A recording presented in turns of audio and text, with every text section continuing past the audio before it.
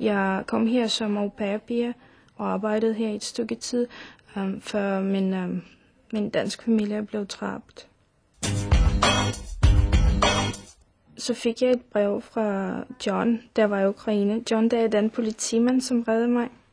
Og jeg kunne godt huske, at han var meget sød mod mig. Svetlana, hun er ikke min dame. Hun er min au pair. Hun gør rent hjemme hos mig.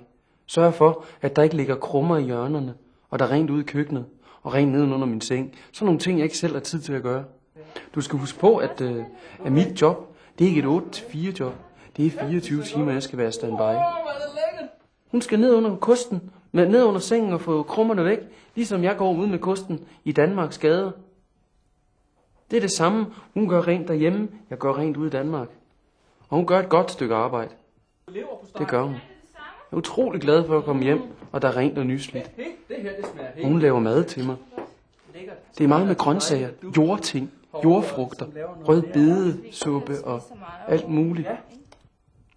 Det smager jo lidt specielt. Jeg er mere vant til fiskefilet og camembert sandwich. Jeg tror, det er noget med, at kød det er dyrt derovre i Ukraine.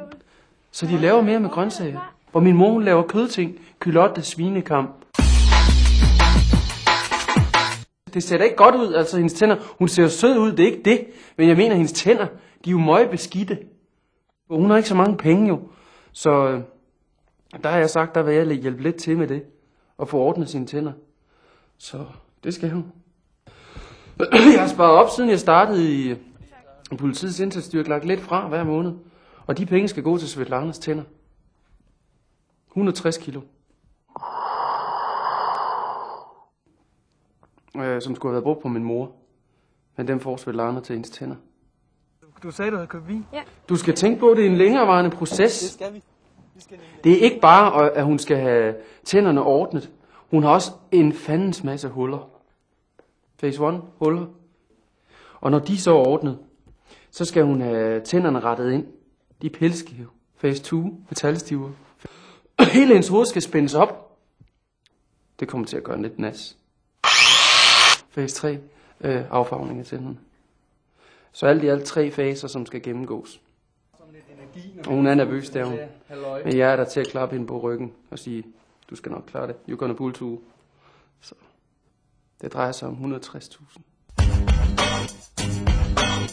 Altså som sagt, så ved man jo ikke, hvad der kan ske ude i fremtiden. Om man kommer til at kunne lide hinanden, eller lige pludselig. Altså det ved vi ikke noget om nu, vel?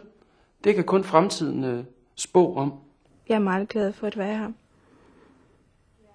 Men lige på nuværende, der er hun jo bare min au pair, som gør rent og laver mad, og vice versa. Det er det samme, når jeg affyrer mit håndvåben. Jeg ved jo ikke 100% overbevist, om kuglen går igennem. Det gør den som regel, men nogle gange så bliver den stoppet af en knogle. Og sådan er det også lidt med Svetlana. Jeg ved ikke, hvor lang tid det holder. Om det er hele livet, eller om det er 1 år, eller 2 år, eller 3 år.